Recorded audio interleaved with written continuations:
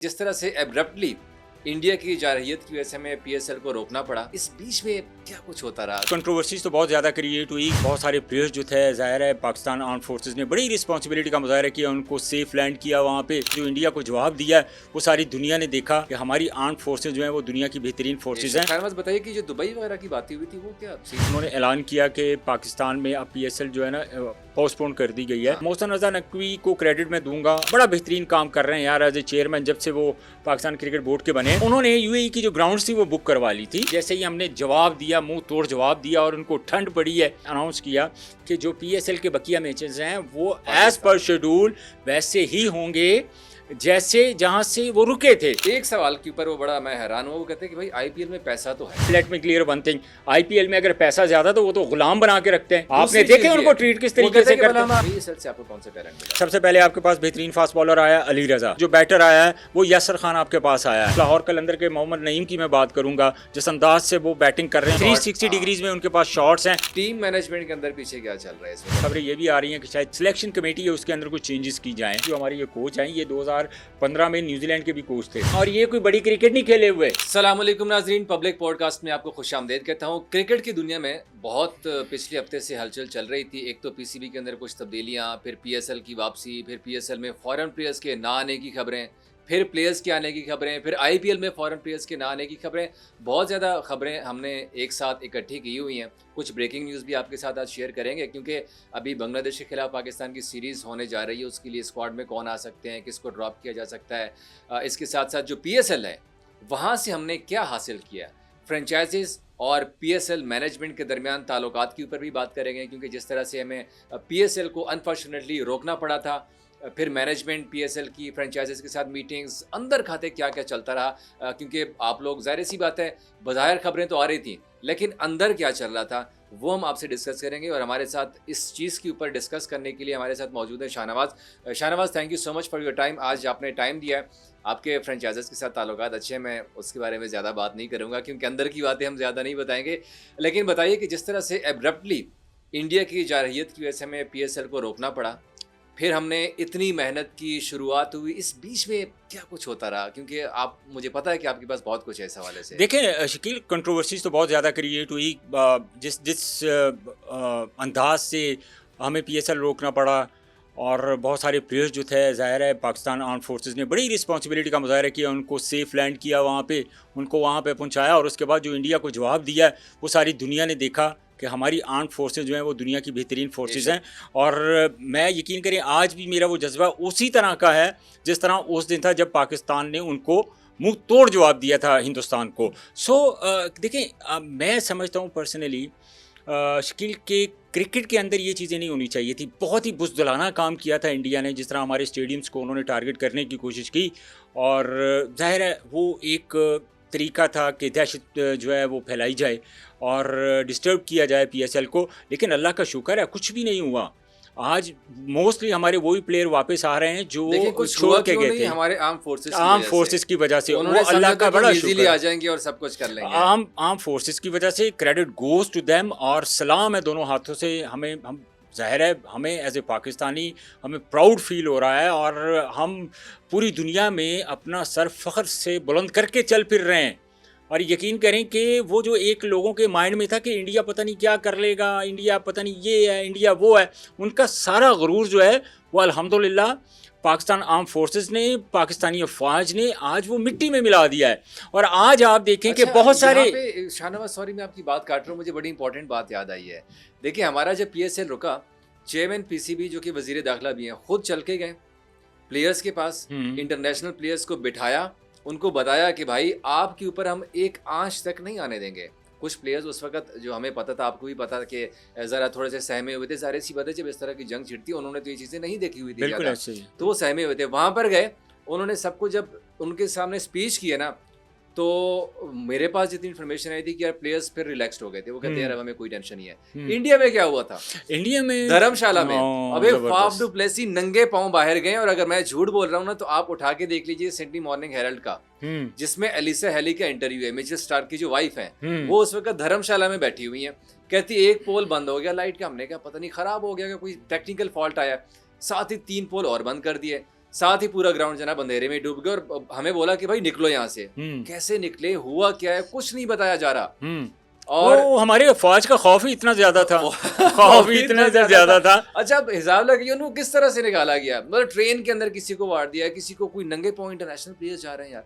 और हमने एक रिस्पेक्टफुल वे में जहाज में बैठाया, यूएई की टिकटें कराई हैं, वहां पे सबको कहा कि भाई ठीक है अब नहीं हो सकता पीएसएल तो आप चले जाइए। बिल्कुल। अच्छा, इस दौरान शाहनवाज बताइए कि जो दुबई वगैरह की बातें हुई थी वो क्या सीन था? एक्चुअली देखिए, दुबई में तो पाकिस्तान ने तो ज़ाहिर है जब ये पहले दिन ये उन्होंने ऐलान किया कि पाकिस्तान में अब पीएसएल जो है ना पोस्टपोन कर दी गई है। हाँ। तो मोहसिन रज़ा नकवी ने बड़ा शानदार काम किया वहाँ पे।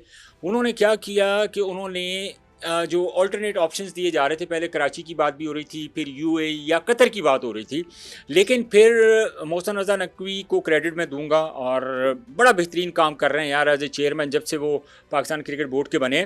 उन्होंने यूएई की जो ग्राउंड्स थी वो बुक करवा ली थी। अच्छा। और ग्राउंड्स बुक करवाई, उन्होंने कहा ओके कर दिया। उसके बाद तो नॉर्मली ये था कि जो बाकी मैचेज़ हैं वो दुबई में होंगे। और इसके दौरान जब इंडिया की आईपीएल जब वो मैच के हम दौरान खेलते रहेंगे कि हम खेलते रहेंगे, हाँ। इसके दौरान ये कैसे हो सकता है कि आप हमारे पीएसएल को टारगेट करेंगे और हम आपके आईपीएल को चलने देंगे? इम्पॉसिबल, ये तो नहीं हो सकता ना। फिर हमने करके दिखाया। अच्छा, फिर इस दौरान क्या हुआ, मोहसिन नकवी ने ग्राउंड्स वगैरह बुक करवाई और बुकिंग हो गई, सारा कुछ हो गया था, हो गई थी, सारी फॉर्मेलिटी पूरी हो गई थी। अब जब उनको ये रियलाइज हुआ आईपीएल को कि यार ग्राउंड्स तो आईपीएल यहाँ भी बंद हो गई है और यूएई में भी हमारे पास जगह नहीं है, क्योंकि इन्होंने भी अप्रोच किया। उन्होंने कैटेगोरिकली इनकार कर दिया। उन्होंने कहा यूएई क्रिकेट बोर्ड ने कि जो बुकिंग है वो पाकिस्तान क्रिकेट बोर्ड पहले ही करवा चुका है। तो इस in between that time prime minister साहब ने इसको एक हफ्ते के लिए जो है वो रोक दिया था पीएसएल को कि एक हफ्ते के लिए, क्योंकि जंग लगी हुई थी तो फिर वो आप उस तरह एंजॉय नहीं कर सकते। तो हुआ फिर एक हफ्ते के लिए हमने रोक दिया। लेकिन फिर यहाँ पे credit goes to once again Mohsin Raza Naqvi कि उन्होंने कहा कि जो बाकिया मैचेस हैं, जैसे ही हमने जवाब दिया, मुंह तोड़ जवाब दिया और उनको ठंड पड़ी है, उसके बाद आपने देखा कि मोहसिन रज़ा नकवी साहब ने अनाउंस किया कि जो पीएसएल के बकिया मैचेस हैं वो एज़ पर शेड्यूल वैसे ही होंगे जैसे जहां से वो रुके थे। और अल्लाह का शुक्र है कि आज पार्टी वहीं से शुरू होगी। और आज आप देखिए कि अल्लाह का शुक्र है कि मोस्ट ओवरसीज प्लेयर जो हैं, तगड़े ओवरसीज प्लेयर जो हैं, वो पीएसएल खेलने के लिए आज तगड़े ओवरसीज प्लेयर की मैं बात कर रहा हूँ शकील। आप अब देखें आईपीएल में बहुत सारे प्लेयर जो हैं वो हेसिटेट फील कर रहे हैं कि यार हम जाएं या ना जाएं। जबकि दूसरी तरफ अगर पीएसएल की बात करें तो पीएसएल में मोस्टली जो, अब देखिए हमारा एक्सटेंडेड भी तो है ना पीएसएल का, कि बहुत सारे ऐसे प्लेयर्स थे जिनको पिक नहीं किया गया था, मतलब वो ऑक्शन में थे लेकिन उनको पिक नहीं किया गया था। लेकिन कुछ प्लेयर कुछ अनफिट हुए, कुछ प्लेयर नहीं आ सके, तो उनकी जगह हमने बाकी तगड़े प्लेयर जो हैं वो दोबारा, और कराची, जिस तरह आज कराची और पेशावर का मैच भी है तो कराची में तकरीबन वार्नर भी है, साइफर्ड भी है, मतलब जितने भी मोस्टली जो तगड़े प्लेयर हैं, नबी है, जेम्स विंस है, हाँ। तो ये सारे प्लेयर जो हैं ये कराची की नुमाइंदगी कर रहे हैं। और बड़े फ़ख्र के साथ हमें आज ये कहना पड़ रहा है कि पीएसएल जहाँ से रुकी थी वहीं से आज दोबारा स्टार्ट होने जा रही है। शाहनवाज, अभी पीएसएल जाहिर सी बात है, मैं प्लेयर्स के साथ ज़रा क्लोज था क्योंकि कवरेज कर रहे थे, हमारे सामने प्रैक्टिस करते थे। एक सवाल के ऊपर वो बड़ा मैं हैरान हुआ, वो कहते हैं कि भाई आईपीएल में पैसा तो है, मतलब जाहिर सी बात है 4 करोड़ 5 करोड़ 10 करोड़ आप उनको दे रहे हैं यार। वो एक minute let me clear one thing, IPL में अगर पैसा ज्यादा तो वो तो गुलाम बना के रखते हैं। आपने देखे उनको ट्रीट किस तरीके से करते हैं। हमारा दिल क्यों नहीं करता वो खेलने को, कहता है वहां पे पैसा है लेकिन क्रिकेट का स्टैंडर्ड नहीं है। पीएसएल में आते हैं तो भाई साहब हमें ऐसे ऐसे बॉलर को फेस करना पड़ता है, ऐसी मतलब क्रिकेट हमें देखने को मिलती है कि हमें, क्योंकि क्रिकेटर जो है ना उनको मोहब्बत किस चीज़ से होती है, क्रिकेट से होती है।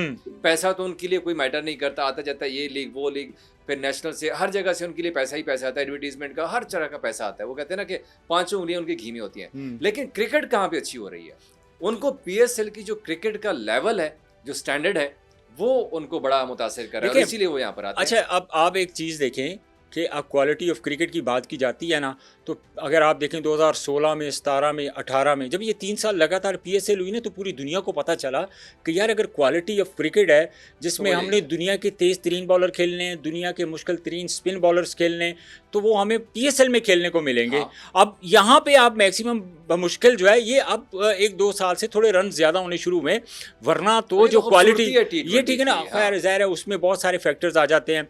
उसमें आप ऐड कर लें कि ज़ाहिर है बैटिंग फ्रेंडली पिचेस बन जाती हैं, फिर आपके पास दो बॉल जो है ना वो यूज़ होते हैं, वो बहुत सारी ऐसी एलिमेंट्स हैं जिनकी वजह से आप क्रिकेट थोड़ी तेज़ अच्छा, हुई है। स्टैंडर्ड की हम बात कर रहे हैं, इस पीएसएल में आपको सबसे अच्छी चीज़ कौन सी लगी है? मतलब कौन सा ऐसा टैलेंट है, क्योंकि डोमेस्टिक क्रिकेट हो रहा है उससे हमारा कोई टैलेंट नहीं आया। चैंपियंस कप हुआ, वनडे, टी20 सारे प्रेसिडेंट ट्रॉफी, पीएसएल से आपको कौन सा टैलेंट मिला है? देखिए आपको आपके सामने टैलेंट, आप हमेशा अगर माजी कुछ के 3-4 नाम आप बता मैं दें, 3-4 मैं बताता मैं हूँ। एक देखिए, सबसे पहले आपके पास बेहतरीन फास्ट बॉलर आया अली रज़ा, हाय ठीक हाय, है। उसके बाद कमाल। आपके पास जो बैटर आया है वो यासर खान आपके पास आया है, एक अच्छा बैटर है। सुल्तान। उसके बाद अगर आप टी20 क्रिकेट की बात करें तो लाहौर कलंदर के मोहम्मद नईम की मैं बात करूंगा, जिस अंदाज से वो बैटिंग कर रहे हैं और जिस अंदाज से उनके जो शॉट्स हैं उनके पास, शकील उन जो शॉट्स हैं, मैं एक 360 डिग्रीज में उनके पास शॉट्स हैं। ये जो चंद लड़के हैं, साहबजादा फरहान तो खैर काफ़ी अरसे से डोमेस्टिक में परफॉर्म कर रहे हैं, लेकिन which is a good sign. एक नाम, 2 नाम भूल रहे हैं आप। अच्छा बताएं अगर मैं भूल रहा हूँ। मास सदाकत। मास सदाकत है, और वो जो एक लेफ्टी इनिंग एक मैच में मिला है और मुश्किल अब विकेट में बाबर उन्होंने रन जैसे किया और है। लेजेंड्स जब उनकी तारीफें कर रहे हैं, मतलब है कि आपने जितने प्लेयर्स के नाम लिए वो कहते हैं कि यार माज ने एक मैच खेला है और उसने जो शॉट खेले हैं ना मुश्किल विकेट के ऊपर, जो हमारे क्रिकेट के लेजेंड है ना, वो कह रहे हैं कि यार ये लड़का मतलब क्या है ये। फिर मैंने उसके बारे में पढ़ा, भाई डोमेस्टिक में तो परफॉर्म किया उसने मुसलसल पिछले 2-3 सालों से वो टॉप कर रहा और है। अच्छा मज़ेदारी की बात ये आप देखें कि उसी विकेट के ऊपर जिस मैच में उन्होंने 50 किया, उसी विकेट में बाबर आजम भी साथ क्रीज पर मौजूद हाँ। थे।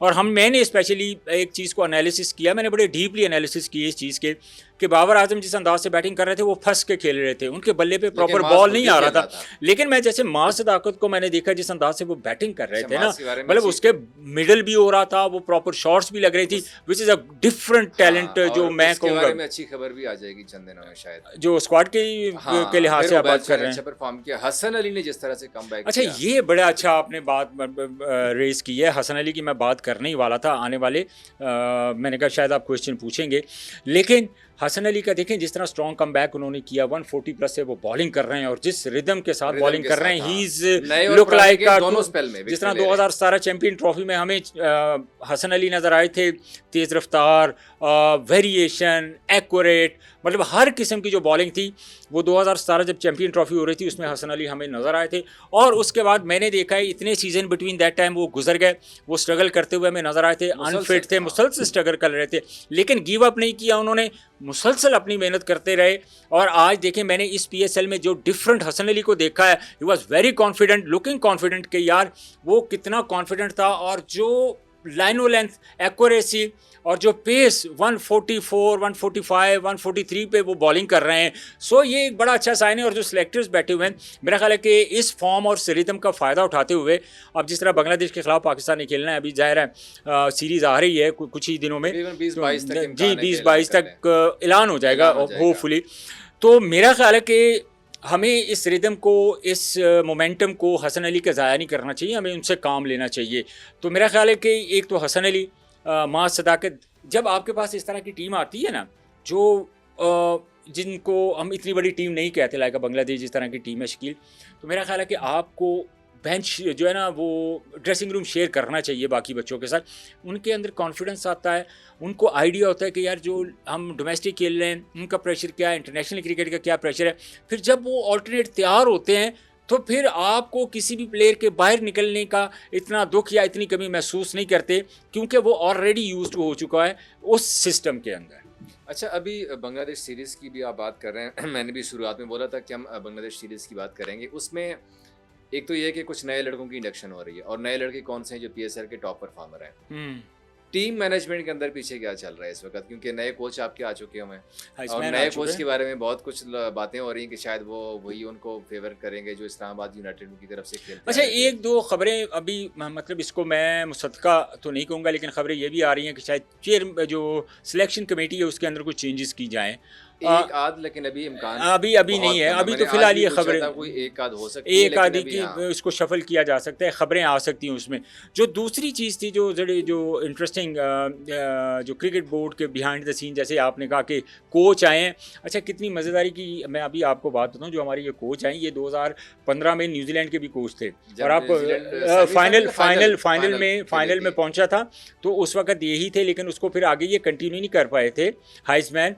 और उसके बाद हमने देखा है कि 1-2 साल से वो मुसलसल जो हैं वो इस्लामाबाद यूनाइटेड के साथ हैं, और ये कोई बड़ी क्रिकेट भी नहीं, प्लेयर्स को जानते हैं किस्म पाकिस्तानी का। प्लेयर्स को भी जानते हैं, और ये कोई बड़ी क्रिकेट नहीं खेले हुए, सर ये एक फर्स्ट क्लास मैच है, ये कोई बड़ी नेशनल टीम की तरफ से ये नहीं खेले हुए, कोई वनडे तो T20 टेस्ट कोई नहीं। लेकिन ये अच्छा, इस चीज के ऊपर मैं इख्तिलाफ करता हूँ। देखें, जो अच्छा कोच है ना, उसके लिए जरूरी नहीं कि वो अच्छा खिलाड़ी हो। मैंने पिछले दिनों यार ये तो हमारे पाकिस्तान की क्रिकेट की आपने बात छेड़ दी है। ये वो क्यों नहीं बन सके, इतने बड़े बड़े नाम है, ठीक है, क्रिकेट के नहीं कोच बन सके। लेकिन क्या है कि जो कोच होता है ना, जरूरी नहीं कि उनके लिए वो एक अच्छा क्रिकेटर होगा, बड़ा क्रिकेटर होगा। Coaching is something else. Mickey Arthur कितना खेला है यार, एग्जैक्टली मिकी आर्थर कितना खेला है। फिर उसके बाद मैं आपको बात एक, आप इसको अंडरस्टैंड करने की कोशिश करेंगे। अच्छा, इंटरेस्टिंग चीज़ मैं आपको बताऊं, इसमें अगर आप देखें, शकील तो मिसबा अच्छा कोच साबित नहीं हुआ, वकार यूनुस अच्छा कोच साबित नहीं हुआ, बहुत सारे ऐसे माजी के, मैं यहाँ पे रोकना चाहूंगा, मैं माजी का बहुत देखें मैं उसको इस पॉइंट में मैं 2-3 खबरें दे दूं छोटी-छोटी। एक तो आपके 5 मेंटोर्स फारे हो गए, 50 वो तो हो गए, ठीक है। अब एक इशू बना हुआ है कि एक मेंटोर ने रिजाइन कर दिया है, शोएब मलिक ने, किस्सा खत्म हो गया, ठीक है। 2 बंदे ऐसे हैं, वकार यूनुस, मिसबा उल हक और सरफराज अहमद, जिनको पीसीबी इंडक्ट कर रहा है किसी और शोबे में। कहाँ कर रहा है मैं भी फिलहाल डिस्क्लोज नहीं कर रहा। रेड बॉल की तरफ मेरा ख्याल है मिसबा को लेके जा रहे हैं। 3 नाम ये हो गए, अब 2 पीछे रह गए, वकार यूनुस, सकलैन। अब अगर वो रिजाइन नहीं करते तो पीसीबी को करोड़ों का नुकसान होगा। 4 महीने की आपको सैलरी देनी पड़ेगी कॉन्ट्रैक्ट का। पीसीबी यहाँ फंसा हुआ है। अच्छा, दूसरी खबर ये है कि आपके रेड बॉल का हेड कोच कौन होगा। आपने इश्तिहार दिया था पाकिस्तान क्रिकेट टीम के हेड कोच की हमें जरूरत है। इश्तिहार के बाद 5 मई को डेट खत्म हुई कि 4 मई लास्ट डेट थी। उसके बाद आपने रखा पाकिस्तान क्रिकेट टीम का white ball head coach. It means कि आपका रेड बॉल कोच इस वक्त नहीं है। तो रेड बॉल के लिए भी एक मिसबा को मैंने अभी इम्कान है, क्योंकि गर्दिश ये कर रही है। मिसबा की बात मैंने इसलिए की जब और सरफराज अहमद कहाँ पे आ रहे हैं, लोग बड़ा कुछ कह रहे हैं कि यार वो सिलेक्शन कमेटी में आ सकते हैं, वो फलानी जगह आ सकते हैं, वो एक और जगह पे आ रहे हैं। चलें, एक और जगह पाकिस्तान टीम के बहुत करीब रहेंगे। चलें, ये भी अच्छी बात है। काफी अरसे से सरफराज अहमद बेंच पे भी बैठे हुए पाकिस्तानी टीम का हिस्सा है, उनके साथ बहुत ज़्यादा ज्यादती तो की थी। लेकिन देखिए, हमारी क्रिकेट की अगर जहाँ से डिस्ट्रॉय हुई है, जहाँ से ख़राब होनी शुरू हुई है, मैं पर्सनली एज ए क्रिकेटर समझता हूँ कि जहाँ पे सरफराज को आपने कप्तानी से उतारा, बाबर आजम को आपने कप्तान बनाया, वहीं से देखें कुछ गलत, मैं बात कर रहा हूँ, आपने ये फैसले गलत किए हैं जिसकी वजह से हमारी क्रिकेट नीचे गई है। आप कोई माने या ना माने, लेकिन मेंटोर्स वाला जो प्रोसेस शुरू किया था पीसीबी ने, ये फजूल था। अब देखें, करोड़ों रुपए ज़ाया कर दिए भाई। मिंटोर फारिग क्यों हुए? उनकी परफॉर्मेंस तो चेयरमैन साहब के पास गई है ना। तो जब चेयरमैन साहब के पास परफॉर्मेंस गई, परफॉर्मेंस अभी बीच में बोला था कि आपके डोमेस्टिक क्रिकेट से आपका मुझे एक टैलेंट दिखा दे। आपने चैंपियंस वनडे कप कराया, चैंपियंस T20 कप कराया, ठीक है, ये मेंटोर्स के अंदर हुआ है ना। विमेंस की टूर्नामेंट भी हुए मेंटोर्स के अंदर, इन्हीं 5 मेंटोर्स के अंदर। कोई एक लड़की अच्छी निकली हो, कोई एक लड़का आपने ऐसा निकाला हो जो कि मैं कह सकता हूँ कि पाकिस्तान टीम में खेलने के लिए तैयार है। कोई एक लड़का, कोई एक एग्जाम्पल, जीरो। देखें, डोमेस्टिक क्रिकेट आपके ऊपर जब तक क्रिकेट बोर्ड इसको वैल्यू नहीं देगा, इसको सीरियस नहीं लेगा, हमारी जो डोमेस्टिक क्रिकेट है वो कभी भी अच्छी नहीं हो सकती। आपने मेक श्योर करना ये होता है शकील कि आपने जो यंगस्टर्स हैं, जो आपके पास टैलेंट आया, चाहे वो पीएसएल से निकला है, पीएसएल से आपका ये तरीका नहीं होना चाहिए कि आपने डायरेक्ट पीएसएल से पाकिस्तान खिलाना है, ये गलत है। जो लड़का यंगस्टर एमर्जिंग प्लेयर परफॉर्म करता है पीएसएल में, उसको आप डोमेस्टिक के ऊपर फोकस करवाएं, उसको मैक्सिमम रेड बॉल की क्रिकेट खिलवाएं। जितना वो मैक्सिमम रेड बॉल क्रिकेट खेलेगा, उसके अंदर एक्सपीरियंस बिल्ड होगा, उसको सीखने को मिलेगा, और एक टाइम आएगा जब वो डोमेस्टिक में इतना परफॉर्म कर लेगा कि ऑटोमेटिकली किसी को सिफारिश करने की भी जरूरत नहीं पड़ेगी, उसकी परफॉर्मेंस ही हर जगह पे नॉक करेगी। अच्छा, अब अगर हम एंड पे थोड़ा सा वाइंड अप करें प्रोग्राम, खबरें तो हमने कुछ दे दी, मिसबा के हवाले से भी, रेड बॉल हेड कोच के हवाले से भी, वाइट बॉल हेड कोच के बारे में बता दिया कि उनकी क्या थिंकिंग है, वो क्या करेंगे। स्क्वाड के हवाले से आपको हिंट काफ़ी ज़्यादा हम लोगों ने दे दिए, कौन कौन बांग्लादेश के खिलाफ खेलेगा। 22 मई तक स्क्वाड का ऐलान हो सकता है। सिलेक्शन कमेटी की एक मीटिंग होने जा रही है इस्लामाबाद में, जिसमें वो फाइनल स्क्वाड जो है ना अपना फाइनलाइज करेंगे।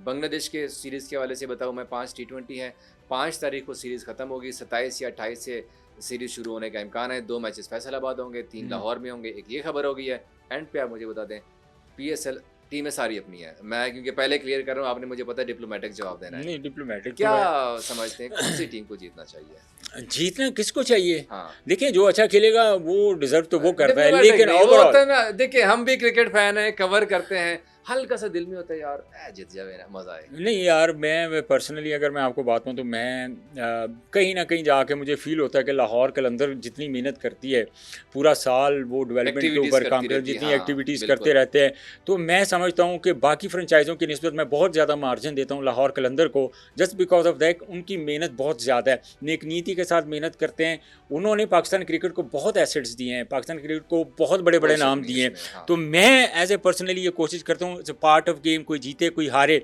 लेकिन मेरे दोनों हाथों से सलूट है लाहौर कलंदर को कि जिस अंदाज से उन्होंने क्रिकेट की खिदमत की है, दे आर डिजर्विंग कि वो इस दफ़ा जो जितना मैंने देखा है कि जो जितना उनके अंदर वो एक हंगर है, जितनी अंदर उनके मेहनत करने का वो तरीक़ाकार, जिस अंदाज से वो प्लेयर्स को मैंने एक बात की थी, मुझे याद आ गई बीच में, कि आपने देखा है कि किस तरह आईपीएल में जो फ्रेंचाइज ऑनर हैं वो प्लेयर्स को ट्रीट करते हैं, ओह तौबा तौबा। मतलब उनको तो वो अपना नौकर बना के रखते हैं। एग्जैक्टली ये ऋषभ इसी पंत के तरह साथ अभी क्या किया आप उनके उन्होंने किया, एलएससी आप के उनके मालिक ने। साथ किया है, जबकि आप देखें हमारे फ्रेंचाइज ऑनर जो हैं उन्होंने सर का ताज बनाया हुआ है सारे प्लेयर्स को, किसी चाहे एक वो प्लेयर के फॉरनर साथ प्लेयर हो, आज तक ना बदतमीजी हुई है, ना उनका पैसा लेट हुआ है, ना किसी ने आज तक कोई शिकायत की है। चाहे वो फ्रेंचाइज ऑनर हो, चाहे वो Exactly. आपके डोमेस्टिक प्लेयर हो, चाहे वो आपके ओवरसीज प्लेयर Families हो, की तरह रहते सबको हैं। सबको माथे का झूमर बना के रखते हैं पीएसएल में पाकिस्तानी जो फ्रेंचाइज ऑनर्स हैं हमारे। जबकि दूसरे हमारे ये पड़ोसी मुल्क में अगर आप देखें तो जिस अंदाज से इनको ट्रीट किया जाता है, जिन्हें एक कमियां नहीं ट्रीट करी था,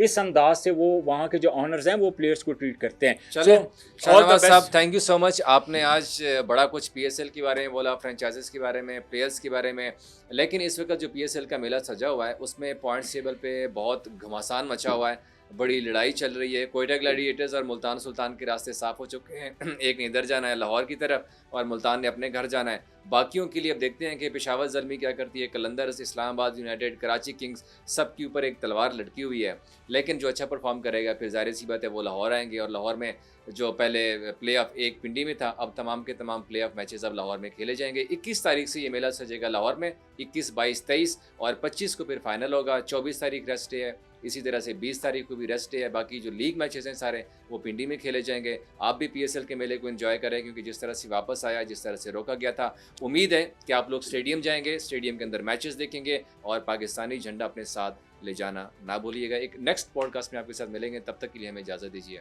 अल्लाह हाफिज़।